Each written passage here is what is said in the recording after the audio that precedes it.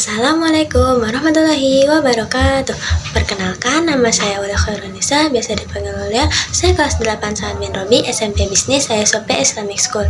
Di sini saya akan menjelaskan sedikit tentang pluralitas masyarakat di Indonesia. Simak terus ya. Apa sih itu pluralitas? Pluralitas merupakan keragaman atau kemajemukan masyarakat Indonesia. Kata pluralitas berasal dari kata bahasa Inggris plural yang berarti bentuk jamak atau lebih dari satu. Pluralitas masyarakat di Indonesia terbagi menjadi 4. Ada pluralitas agama, budaya, suku bangsa, dan mata pencaharian. Dan di sini saya akan menjelaskan sedikit tentang pluralitas budaya di Indonesia.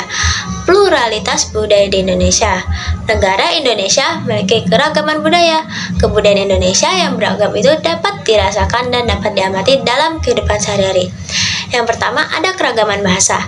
Di negara kita terdapat bahasa pemersatu bangsa, yaitu bangsa Indonesia.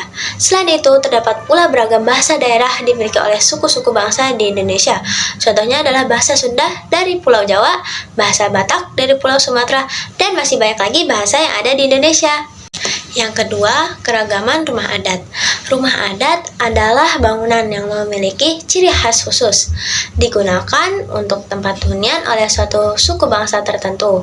Contohnya, rumah adat Joglo dari Jawa Tengah, rumah Gadang dari Sumatera Barat, dan masih banyak lagi rumah adat yang ada di Indonesia.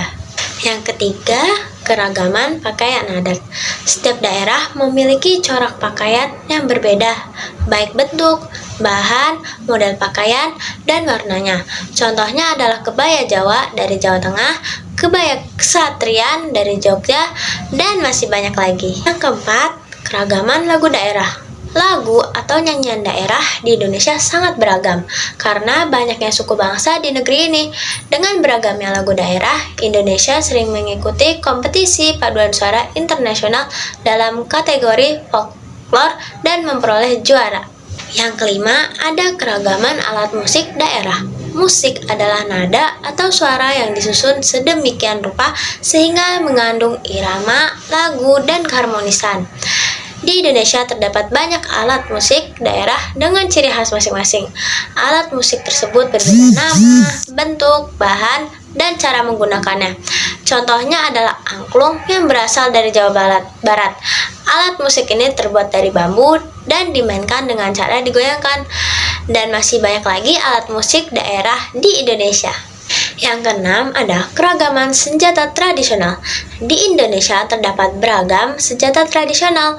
Senjata tradisional antara lain berfungsi untuk berperang atau menjaga diri dari ancaman atau serangan musuh, dan bisa juga sebagai bagian kelengkapan acara-acara tradisi dan lain-lain. Contohnya adalah pedang Jenawi dari Riau, golok Ciamas dari Banten, dan masih banyak lagi senjata tradisional dari Indonesia. Yang ketujuh, ada keragaman tarian daerah. Tarian adalah jenis gerakan badan seperti tangan, kaki, dan sebagainya yang berirama. Biasanya diiringi bunyi-bunyian seperti musik, gamelan, dan lain-lain. Umumnya tarian daerah mempunyai tema tertentu. Misalnya, tarian adat di daerah Papua biasanya bertema perang, sedangkan tarian adat di daerah Jawa banyak yang bertema pernikahan atau menyambut hasil panen. Dan yang terakhir ada keragaman upacara adat. Upacara adalah rangkaian tindakan atau perbuatan yang terikat pada aturan tertentu menurut adat atau agama.